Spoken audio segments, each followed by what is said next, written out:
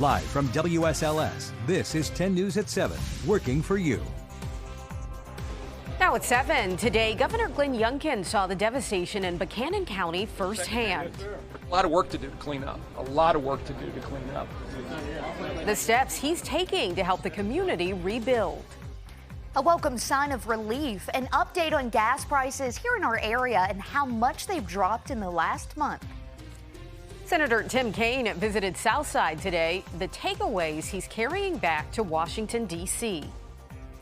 Good evening, and thanks for joining us for 10 News at 7. I'm Brittany McGraw. And I'm Rachel Lucas. Restoration is now the main focus after flash floods on Tuesday wiped out homes in Buchanan County. You can see the devastation left behind here in this video. Governor Glenn Youngkin met with families that were impacted and the volunteers who are stepping up to help. 10 News reporter Alexis Davila tells us what Governor Youngkin plans to do to help. With cars destroyed and homes caved in, Buddy Fuller says it's hard to see his community sift through the pieces scattered on the ground. It's terrible. It's heartbreaking, man. I mean, to see people I've raised up with in this kind of shape. The destruction struck a chord with Governor Glenn Youngkin. Damage is extensive. It's extensive, and you can't help but have your heart sink when you see someone's home lifted up and moved off its foundation, moved down the road. Damage to the rail lines, damage to churches. Youngkin shook the hands of the rescuers who found all 44 people who were reported missing. He also met the volunteers who hauled in truckloads of food and cleaning supplies for the families impacted. But Fuller says people are struggling to make it out of their driveways. We need some equipment in here. People's got their vehicles blocked. We've got nurses that's got their vehicles blocked. They need the debris got out of the driveway so they can get to their jobs. As recovery efforts are underway, Youngkin says he wants to pursue a federal declaration. And so there's going to be a ton of cleanup. I mean, we are going to aggressively pursue a federal declaration, but we've got to go through the work first of making sure we have a full assessment of the damage. We're doing that quickly. God's Pit Crew tells us they plan to send teams to restore homes Monday morning. In Buchanan County, Alexis Davila, 10 News, working for you. And with that, we want to turn to our forecast where heat and humidity are once again on the menu for this weekend. Chief Meteorologist Jeff Hanowich joins us now. We are just firmly locked into that summertime pattern. So, it's more of the same as we head into the weekend. Rinse and repeat. And oh, by the way, next week is going to be even hotter than what we have outside this weekend, like 90 to 95 hot. I want to show you what we're seeing outside right here on the local radar. Things very quiet for us. Yes, we've had a couple of showers today, but nothing really to write home about. Cannot rule out a couple of showers here a bit later this evening, but you need to know for the time being, it's pretty quiet out there. Have some showers and thunderstorms to the east, have a couple more showers and thunderstorms up to the northwest. We're kind of sandwiched in between, but you need to know that there is enough instability to kick off maybe a stray shower or two after about 8 o'clock. So for the evening, we're partly cloudy and warm, with temperatures likely dropping into the middle 70s by around 10. Let's talk Saturday. And temperatures on Saturday going to start in the 60s to near 70 with highs in the upper 80s. In the morning hours tomorrow, we're pretty quiet. Could have some fog developing later tonight, so don't be surprised to have some cloud cover early in the day on Saturday. We're going to start to see more sunshine as we head, say, soon after daybreak. And then the best chance for some spotty thunder showers tomorrow will come after about 2, 3 o'clock. And then next week, the wettest or stormiest day next week will likely be Monday. We're very hot next week, and oh, by the way, we're going to be very humid as well. As a matter of fact, the muggies will start to increase this weekend, and they're going to stay with us all next week. Brittany, Rachel? The Salem community is mourning the loss of a public servant. We're told retired Sheriff Everett Obenshain passed away yesterday morning. He served Salem for more than 30 years. He was an active member of the community and a longtime member of the city's electoral board. Obenshain was 82 years old. New at 7 tonight, a Clifton Forge man charged in the kidnapping of a Giles County toddler last year will be sentenced this fall. This comes after Bobby Lee Taylor pled guilty to abduction and drug charges. Investigators say his girlfriend Nancy Fridley took the child from Riverview Baptist Church in Ripplemead and brought the boy back to their home in Allegheny County. As we've reported, she also pled guilty earlier this month. A Roanoke man acquitted of a 2019 murder is expected to serve the next 12 years behind bars. DeMarcus Glenn took a deal and pled guilty to federal gun charges today. The 23-year-old was arrested last year. This was shortly after a jury found him not guilty for the deadly shooting of a 16-year-old high school student. The U.S. attorney who prosecuted the case said, quote, "Drug dealers with firearms should take heed. You cannot shoot someone during a drug deal and then claim self-defense." The General Assembly passed a budget amendment which will keep more than 500 people from getting released early from prison. Those who were expecting loved ones to come home say they feel like this was a slap in the face. Angela Adinolfi, whose husband Quentin has been serving time since 2013, says it was a tough conversation to have with her husband about the change keeping him behind bars longer. The Virginia Department of Corrections says the credit would have allowed those serving to get more time off their sentences. The General Assembly made the change during the special session. State leaders say it's keeping violent offenders off the streets. And if they're in there doing everything they can to stay out of trouble and to focus on their rehabilitation, then why aren't we trusting that system? One of the worst things you can do is having a violent offender get back released early and then repeat the crime. Adinolfi plans to host a rally in Richmond next Saturday. Virginia Senator Tim Kaine was in Danville this afternoon, where business owners and city leaders expressed concerns over challenges including inflation and supply chain issues. Many of them said they benefited from financial programs during the COVID-19 pandemic, but need more assistance. Julie Brown owns Two Witches Winery and Brewing Company. She says federal funds helped her stay afloat, and the biggest obstacle now is adapting to the so-called new normal from the pandemic.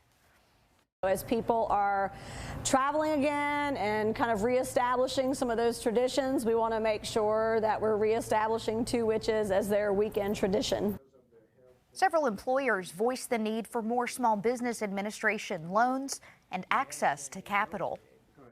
Good news for drivers. AAA says they're seeing a slight dip in gas prices. We checked in at a few gas stations in Roanoke City and County, and the price for a gallon of gas at this particular station, $3.89 a gallon. AAA says the reason for the decrease is because of less demand for fuel. Crude oil prices have started to retreat some, back down below $100 a barrel. The other thing that we saw is a little bit lower in the way of demand at the pumps here in the U.S., as well as higher supplies. The average price of gas in the Star City is $4.20 today. That's down 45 cents from last month.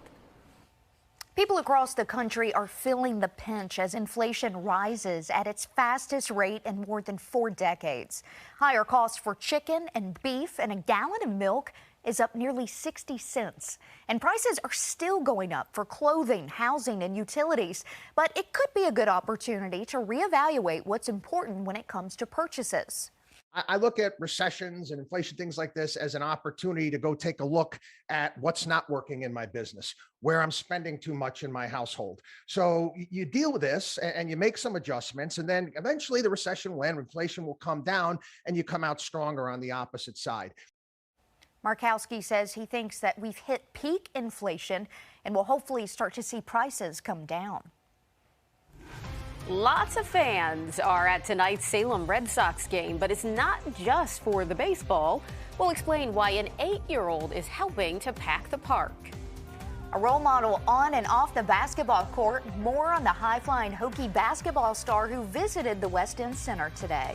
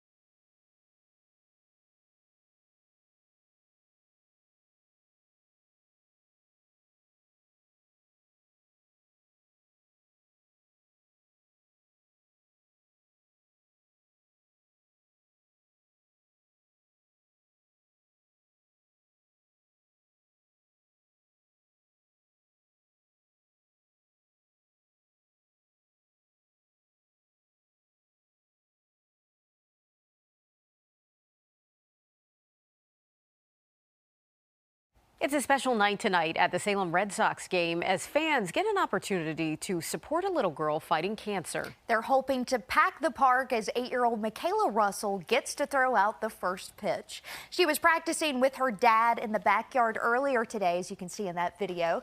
10 News spoke to her parents, and they say they're excited for her to be in front of the fans at the game. I don't know if there'll be more there for her or the ball game. She's overly excited too. For friends, all supporting her and her actually see, the support from the community. Sometimes you don't see it, but I think tonight she'll be able to really see. Michaela has had 8 chemo sessions, and her mom Tanya says at week 10 they do more scans to see her progress.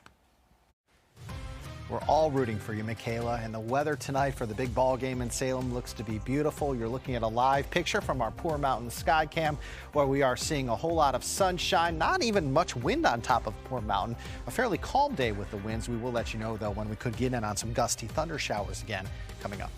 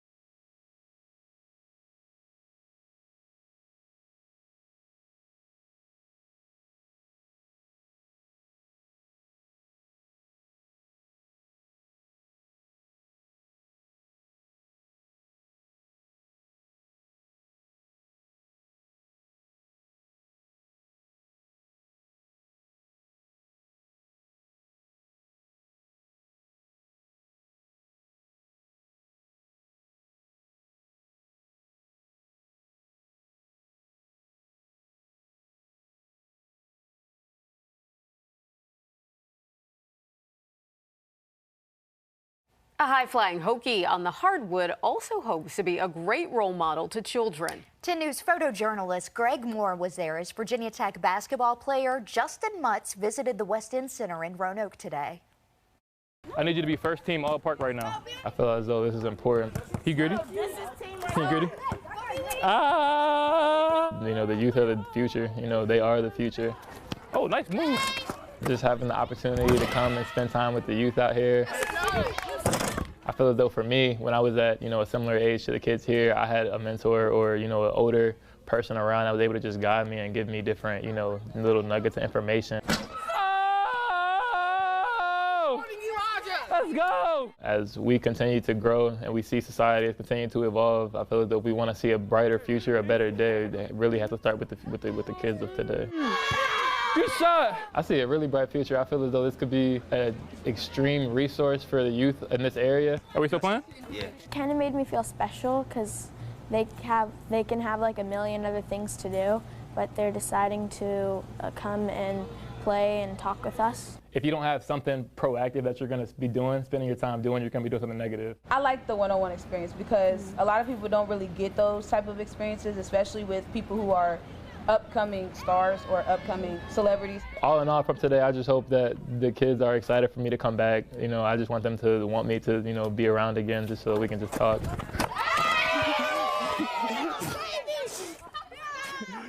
Yes, all the kids cheering every time he dunked. They were super excited he was there. He was super excited to be there, so that's awesome. We were cheering too. Yes. And the one little boy, he has some game as well, making Absolutely, threes. Yeah. Want to see him raining one day. threes out there.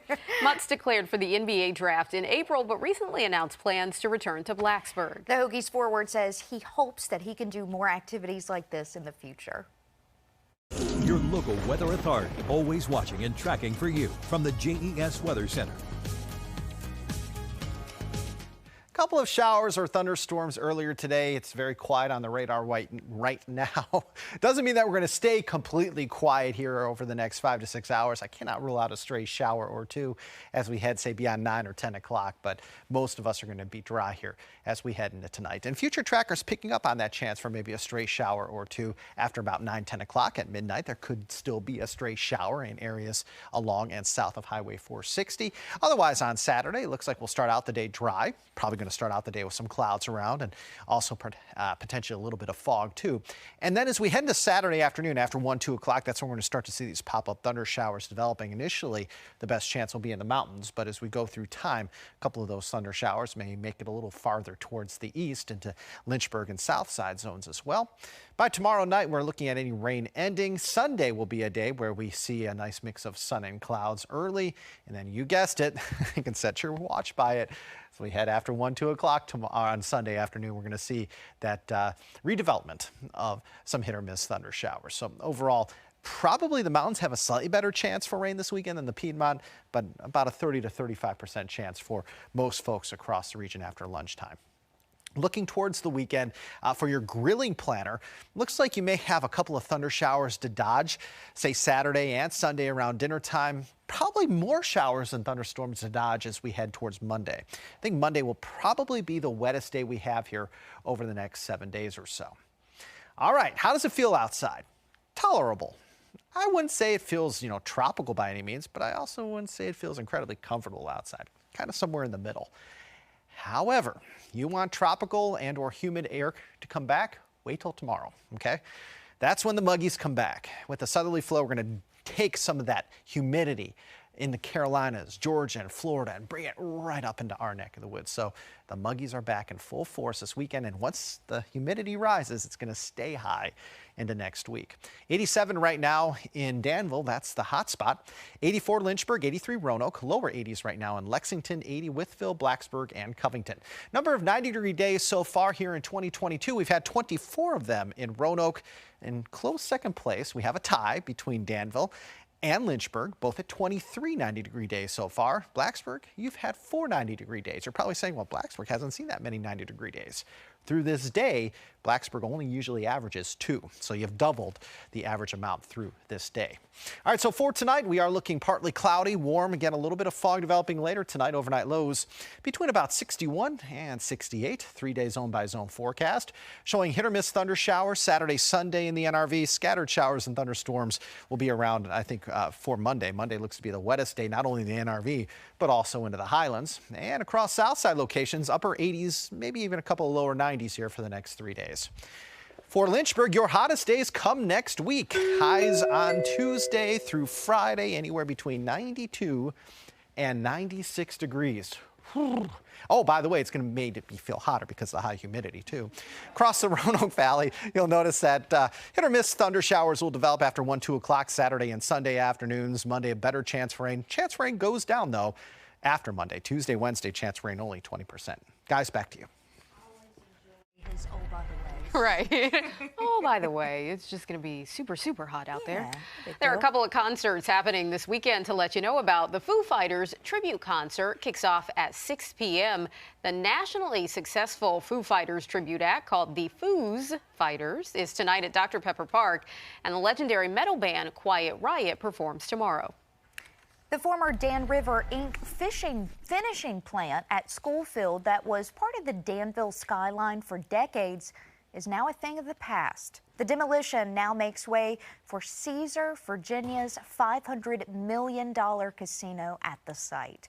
Cleanup around the finishing plant will continue for another month, but construction of the casino on other areas of the site will begin in August. You can see those photos there as they have been demolishing that. A groundbreaking ceremony is scheduled for August as well.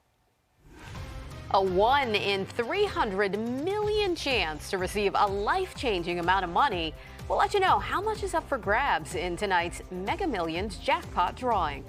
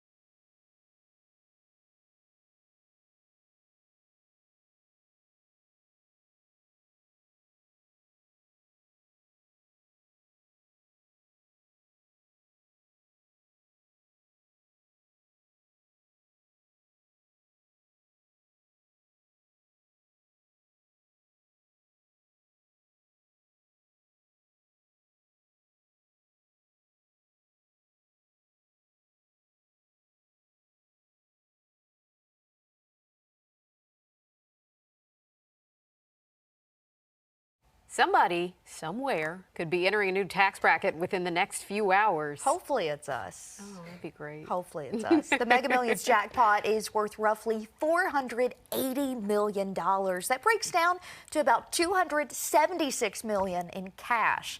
The jackpot increased by $40 million after there was no winner Tuesday.